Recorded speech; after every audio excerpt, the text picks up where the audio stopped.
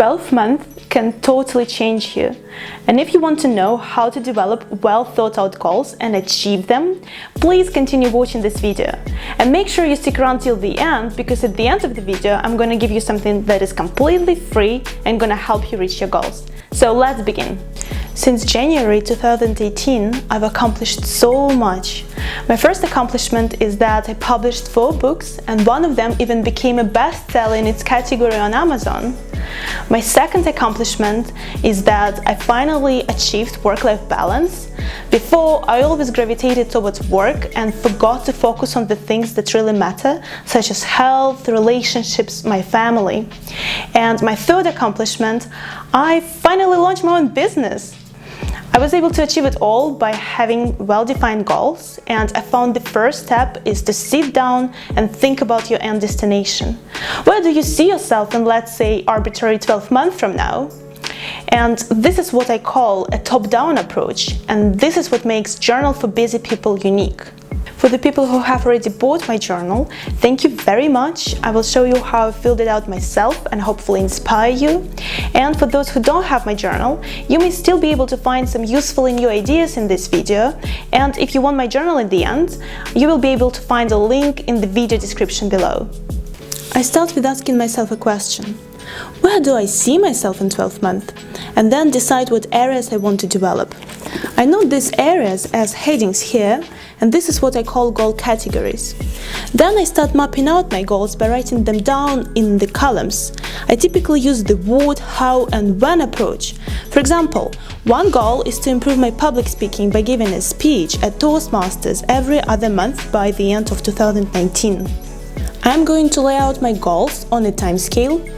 You see, in my journal there are 8 timescales, and each timescale is for one goal category. Each month marked as a diamond, so I will write down a month here, just below the diamond. In project management, a diamond represents a milestone, and we are going to come up with milestones for each timescale, so for each goal category. How are we going to do that? When I'm distributing my goals for the next 12 months on the timescale, I will ask myself, in what month do I need to work on my goals to meet the deadlines set in the table on the previous page? For example, if I want to become a better public speaker, this is my personal development goal, then I go to personal development and schedule my speech every other month. And sometimes you see, for example in May, that I have no idea about the topic yet, but the fact that I'm putting it here reminds me that I need to come up with the topic.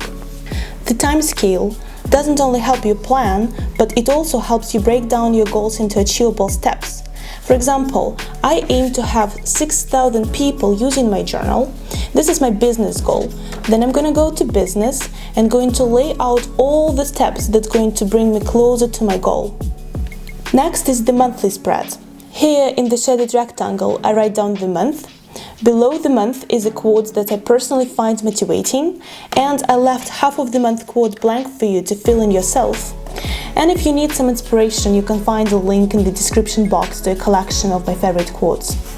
To complete monthly focus, I go back to the timescales and collect information from across all 8 timescales, focusing on January. And I write it down all here.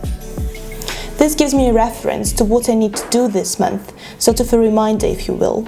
I have some goals that don't follow a what, how, and when approach because they are about habit formation.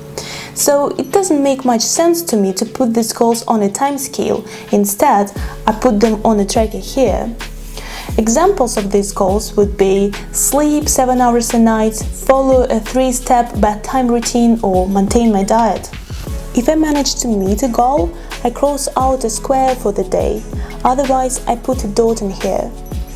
I don't leave it blank because it makes me wonder if I've just forgotten that day or skipped the day or what has really happened. The last section on this page is ideas and notes for this month. I jot down my thoughts on how to get closer to my goals, ideas for new goals, or how I'm feeling about my progress in general. This is a spot to write myself high-level feedback. Next is the weekly spread. In the center, I typically assign a number to each week, but you can leave it blank if you want. The general rule for this section is that I want to make sure that what I'm doing today is 100% or at least 80% aligned with my goals. And by goals, I mean this section here. Here you see 7 boxes and each box stands for a day of the week. And here it's pretty simple, I'll just write down to-dos for each day. The only rule here is to try to link the to-dos in these boxes with my monthly focus and activities that I track, so I make sure that I'm working on my goals. I included grateful for here because gratefulness is positively linked with an overall perception of happiness. It prevents me from going down the path of negative and miserable self-talk. Now we've got ideas and notes for a week. I typically keep my journal open when I work because then if some idea flits through my head, I am not distracted by delving into it just yet. Instead, I write it down here and consider what to do with it later. Now, a little insight how the journal is set up. There are 5 weeks for each month and I prefer to split the days of the week to fall into separate months.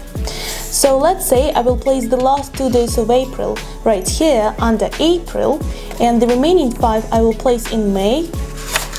So the first week of May will look like this and the first 2 boxes will be blank.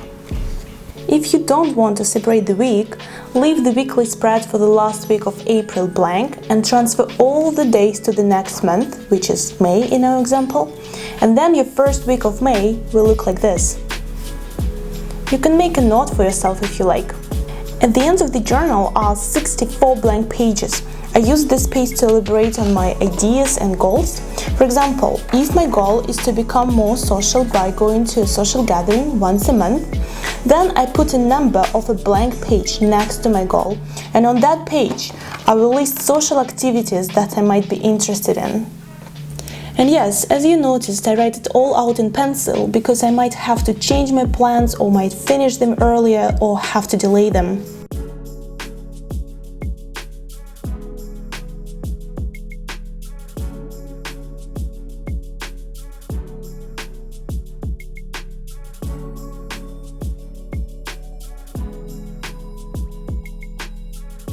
Thank you for watching till the end of the video. For watching, I want to give you a chance to win this journal for free. All you have to do is to leave a comment saying that you won my journal, click the thumbs up and click on the bell after you subscribe. I will choose someone randomly in the next video. See you then, bye!